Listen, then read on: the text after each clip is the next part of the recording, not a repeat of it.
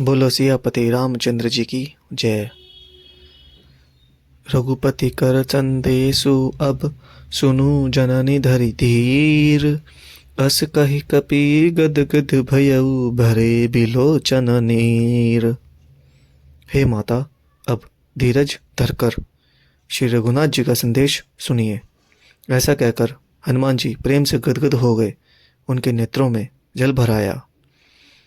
कहेहु राम वियोग तब सीता, मोह कहु सकल भय विपरीता।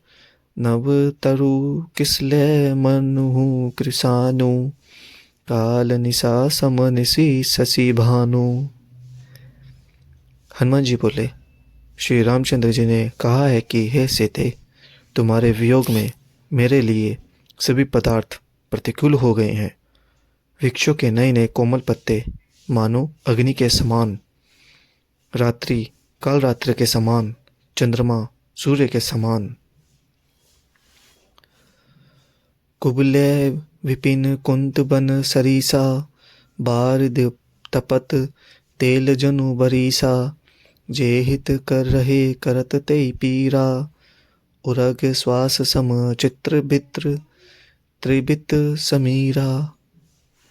और कमलों के वन भालों के वन के समान हो गए हैं।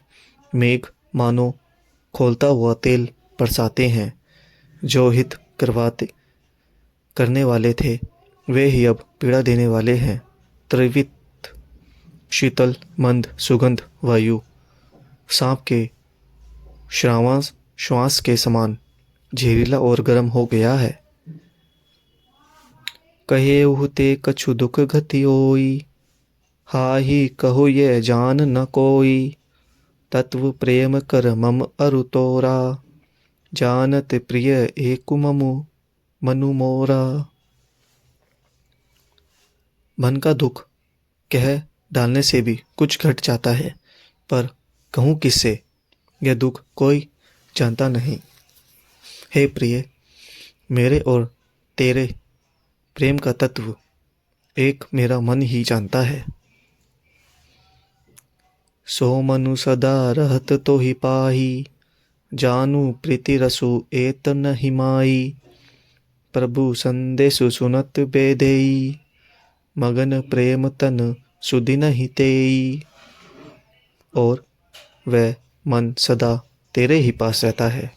बस मेरे प्रेम का सार इतने में ही समझ ले। प्रभु का संदेश सुनते ही जानकी जी प्रेम में मग्न हो गई। उन्हें शरीर की सुध न रही। कह कपि हृदय धीर धरु माता, सुमेरी राम सेवक सुख दाता।